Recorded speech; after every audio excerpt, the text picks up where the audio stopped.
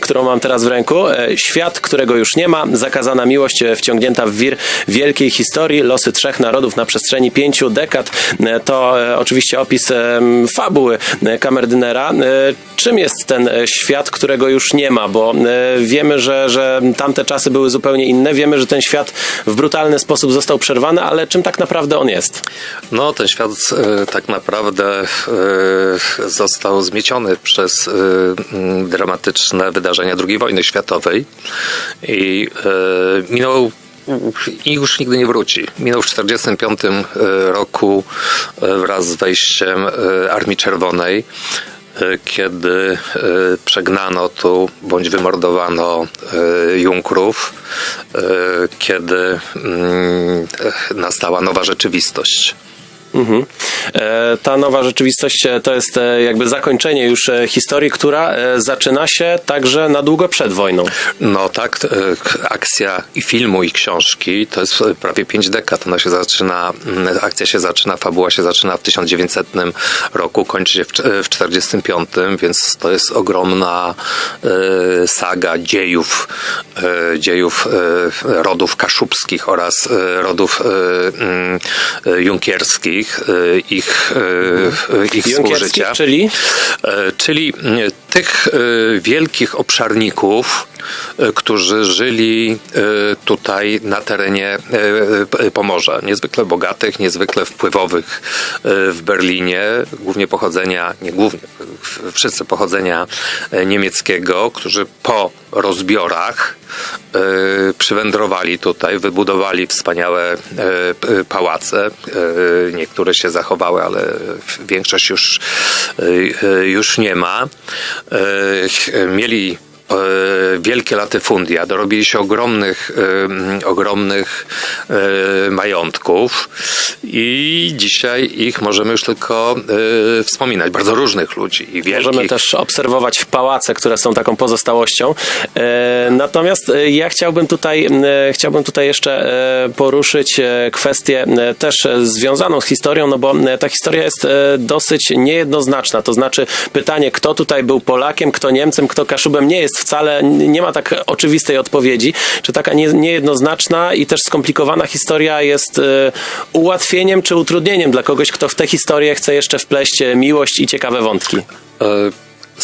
Same zdarzenia, faktografia jest absolutnie pasjonująca. To jest te fakty połączone, wplecione w wielką politykę są tak unikatowe, nie tylko lokalnie, nie tylko w Polsce, nie tylko w Europie, ale globalnie. Historia nieprawdopodobna. Tutaj rozgrywały się jedne z najważniejszych akcji, jeśli chodzi o rozpad tych starych Prus i powstania niepodległej Polski głównie w 1920 roku. Tutaj były te wielkie wydarzenia, najbardziej dramatyczne, związane z rozpoczęciem wojny i tragedią piaśnicką. Notabene to była pierwsza zbrodnia masowa nazistów. Wcześniej nie było takich, także to jak gdyby wzmaga. No i trzecia sprawa, czyli całkowity rozpad w 1945 roku, a całe te 45 lat to jest jak gdyby współżycie dwóch wielkich narodów. Polskiego i niemieckiego. Polskiego, którego bezpośrednim przedstawicielem byli Kaszubi, ale także ci Polacy, którzy przybywali z głębi Polski, głównie z Wielkopolski, i Niemców. Pozytywnie postrzeganych mimo wszystko Junkrów i ci tej strasznej swołoczy, która się dopuściła największych morderstw, czyli tych członków Salzbucu, czyli tej samoobrony, tych, którzy mordowali naszych, którzy tutaj przywędrowali gdzieś tam z głębi Brandenburgii, z głębi Niemiec. Ale w książce, jak i w filmie mamy też wątki miłosne. To wszystko to są faktycznie dziejące się historie, czy też po prostu tło historyczne stało się ciekawym pomysłem na to, żeby w to wpleść jakąś fikcyjną historię? Sytuacja wygląda tak. Jeżeli byśmy wzięli faktografię i filmu, i książki, mimo że obydwa te dzieła znacznie się różnią, to można stwierdzić, że 90, może 95% faktów jest prawdziwych. Natomiast musimy zdać sobie sprawę, że fabuła tak filmowa, jak i powieściowa rządzą się swoimi prawami.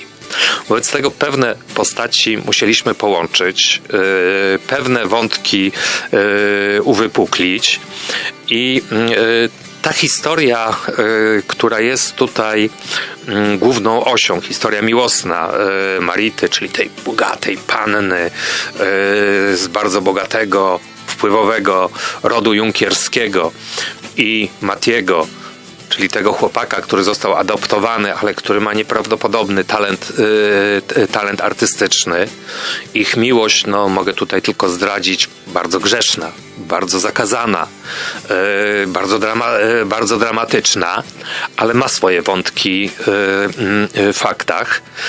Natomiast całe tło, mimo tych różnych różnic, które musieliśmy poddać, dramaturgicznych, no jest prawdziwa.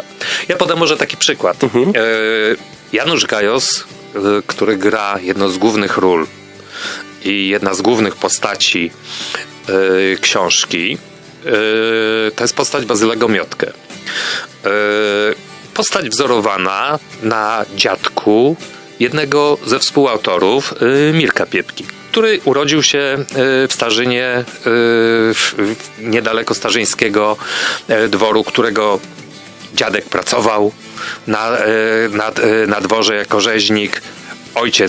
Ojciec również i on pamięta jeszcze te opowieści, jak to było, jak to tak, no ale żeby połączyć to w jasną, klarowną całość, wyposażyliśmy tą postać jeszcze w pewne cechy Antoniego Abrahama, który raptem tam rzut kamieniem czy rzut beretem w zdradzie, czyli ile tam jest, 3 kilometry, 4 kilometry od tego się urodził i który również działał tam.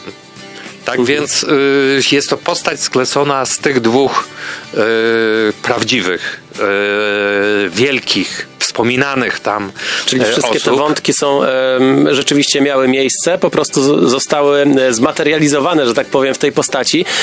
No i już tutaj wspomnieliśmy o jednym z autorów scenariusza, Mirosław Piepka, który już od po prostu początku swojego istnienia nasiąkał tą historią i chyba z tego też wynikł w ogóle sam pomysł poruszenia tej historii, prawda? No tak, Mirek był duchowym inspiratorem, ponieważ znamy się z Mirkiem i z Michałem Pruckim, Jezus Maria, ile to lat, jeszcze z czasów studenckich. Razem pracowaliśmy w jednych redakcjach, przyjaźnimy się rodzinnie od lat. I Mirek nam opowiadał, on jest wspaniałym gawędziarzem. On opowiadał nam o tym, jak to siedział tam gdzieś na tym przypiecku, jak młody, jak słuchał tych opowieści o dworach, o von Grassach, o von Belowach, o tym, jak tam przyjeżdżali, co robili, o tym chutliwym Hermanie filmowym, który tam do dzisiaj jego potomkowie wśród okolicznych wiosek są, o wspaniałej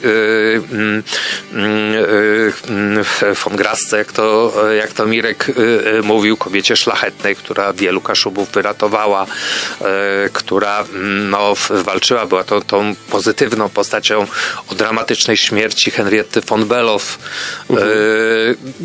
To myśmy to wszystko wiedzieli.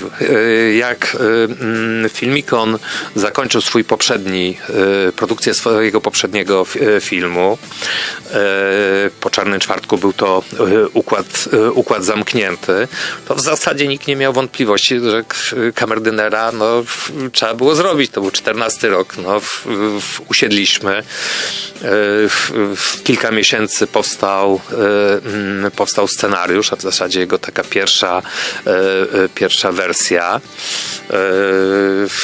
Aż 3 lata trwały zdjęcia. To i mało i dużo. To się wygląda, że dużo, ale to tam było prawie 70 dni zdjęciowych. To ogromne plenery, 2 wojny. No, na polskie warunki to jest ogromna produkcja. Wobec tego było trochę pracy. Było trochę pracy. Pracę przypominamy tutaj nad filmem, ale rozmawiamy także o książce Kamerdyner. Godumez Mareka Klata, jednym z autorów scenarnika, i my się do tym wrócimy między innymi dowiem o tym, co parłanci, a co dzeli Ksuńska Łet z filmu Ewigłe scenarnik.